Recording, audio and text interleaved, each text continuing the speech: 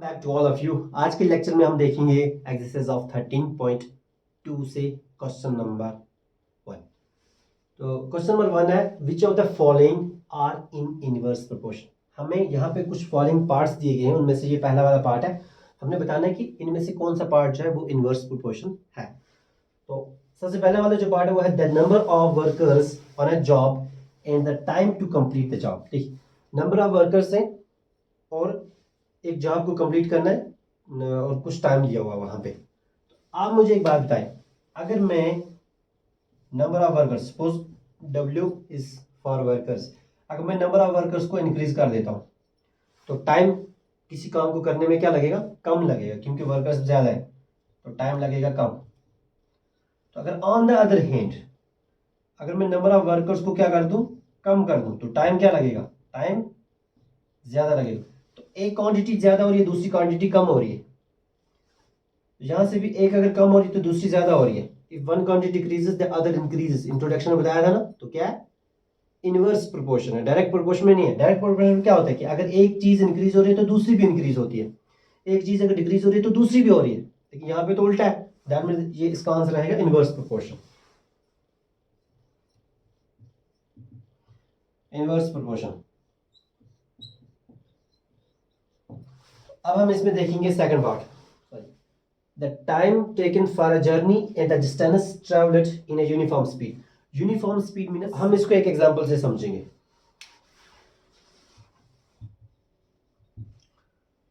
तो अगर हम 1 आवर में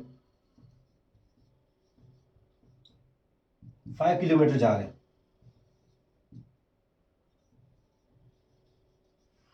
5 किलोमीटर 1 आवर में, तो स्पीड लेकिन सेम है। स्पीड क्या है? सेम। स्पीड यूनिफॉर्म है, वो चेंज नहीं हो जाएगी, क्योंकि डिस्टेंस की यहां पे बात हो रही है इसलिए मैंने यहां पे किलोमीटर लगाया, और टाइम की बात हो रही थी। तो 1 आवर में हमने 5 किलोमीटर हम आगे गए, देन 2 आवर्स में हम कितने जाएंगे बताइए मुझे वो। दैट मीन्स सेम स्पीड है तो 10 किलोमीटर जाएंगे। तो 3 आवर्स में कितने जाएंगे? That means 15 kilometre. जैसे जैसे हमने टाइम को इंक्रीज किया वहां से डिस्टेंस भी क्या होगी? इंक्रीज होगी। दैट मीन्स जैसे ही टाइम इंक्रीज हुआ डिस्टेंस भी क्या होगी? इंक्रीज होगी। तो दोनों इंक्रीज हुए, ये तो डायरेक्ट प्रोपोर्शन हो गया। दैट मीन्स ये इनवर्स प्रोपोर्शन नहीं है। तो हम क्या आंसर में हम क्या लिखेंगे? नॉट इन इनवर्स प्रोपोर्शन,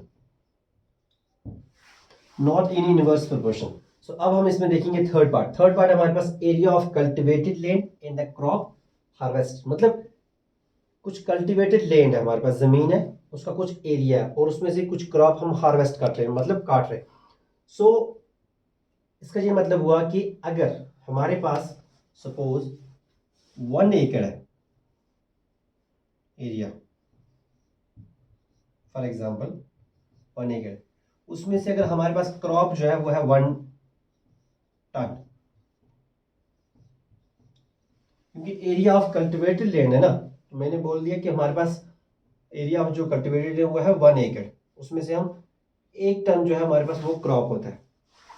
अब अगर इसको इंक्रीज करेंगे 2 एकर्स पे अगर हम ले जाएंगे तो क्रॉप हार्वेस्टेड कितना हो जाएगा फिर? 2 टन्स। तो अगर हम इसको और इंक्रीज करते 3 एकर्स तो क्रॉप हार्वेस्टेड कितना हो गया? 3 टन्स। इसका ये मतलब हुआ, ये एरिया है ना, जब हम इस एरिया को इंक्रीज कर रहे हैं, एरिया को हम कर रहे हैं इंक्रीज, मतलब इंक्रीज कर रहे हैं 1 एकड़ 2 एकड़ 3, तो यहां से हमारे पास जो क्रॉप थे ना, क्रॉप वो भी क्या हो रहे हैं? इंक्रीज हो रहे हैं। पहले 1 टन होता था, फिर 2 टन हो गया, फिर 3 टन, क्रॉप भी क्या होगी? इंक्रीज होगी। तो दोनों इंक्रीज हो रहे हैं। दैट मीन ये डायरेक्ट प्रोपोर्शन में, इनवर्स प्रोपोर्शन में नहीं है। इनवर्स प्रोपोर्शन में क्या होता है कि अगर एक इंक्रीज हुआ तो दूसरा डिक्रीज हो जाएगा फिर, लेकिन इसमें दोनों इंक्रीज होते हैं। ये भी इंक्रीज हो रहा है और ये भी इंक्रीज हो रहा है। दैट मीन ये इनवर्स प्रोपोर्शन में है। तो हम इसको लिखेंगे नॉट इन इनवर्स प्रोपोर्शन।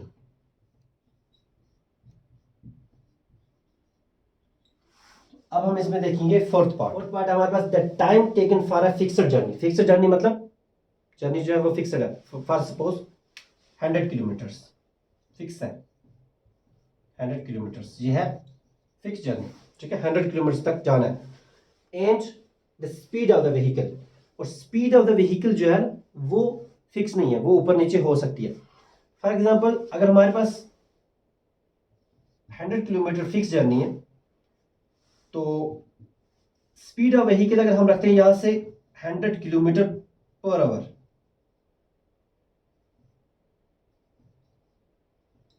मतलब 1 घंटा अगर हम गाड़ी चलाएंगे लेकिन लगातार हमारी स्पीड क्या होनी चाहिए, 100 किलोमीटर होनी चाहिए, 100 की स्पीड से हम जा रहे हैं तो हमें 1 घंटे में हम पहुंच जाएंगे 1 आवर में, 1 आवर में हमने ये क्रॉस कर जाएंगे। लेकिन अगर हम स्पीड कम करते हैं, अगर हम स्पीड रखते हैं 50 किलोमीटर पर आवर, मतलब स्पीड अगर हम रखते हैं 50 ही किलोमीटर लगातार, तो हमें कितने घंटे लगेंगे, हमें 2 आवर्स लगेंगे 100 किलोमीटर को क्रॉस करने में,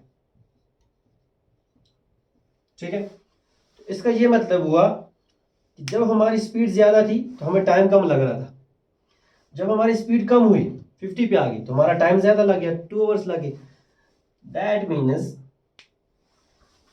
जब हमने स्पीड को क्या किया, कम किया, 100 से हम इसको 50 पे ले आए तो टाइम हमें क्या लगने लग गया, ज्यादा। If one quantity decreases the other quantity increases, एक कम हो रही है तो दूसरी ज्यादा हो रही है, दैट मीन्स इनवर्स प्रोपोर्शन है। तो इसमें लिखना है inverse proportion.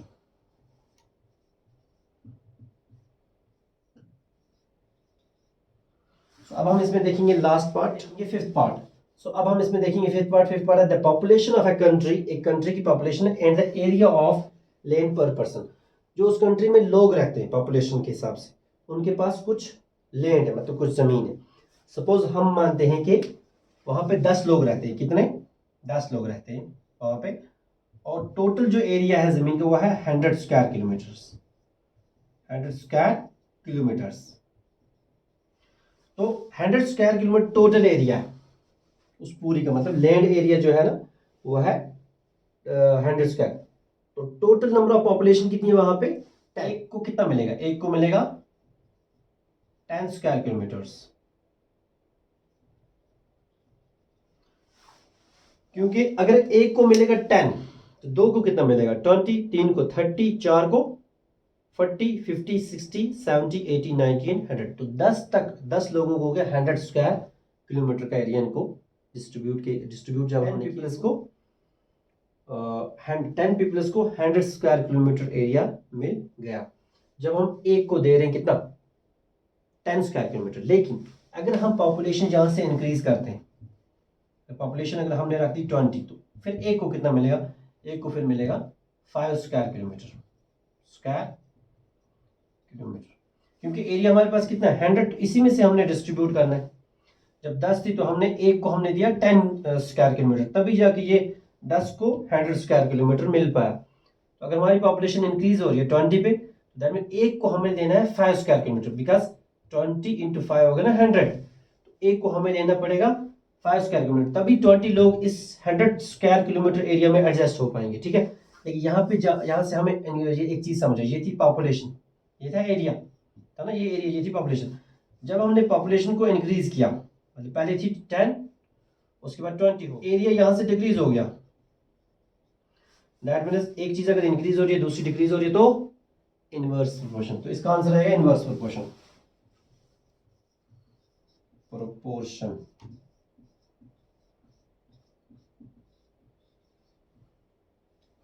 So this was all about question number 1. Next lecture में हम देखेंगे question number 2.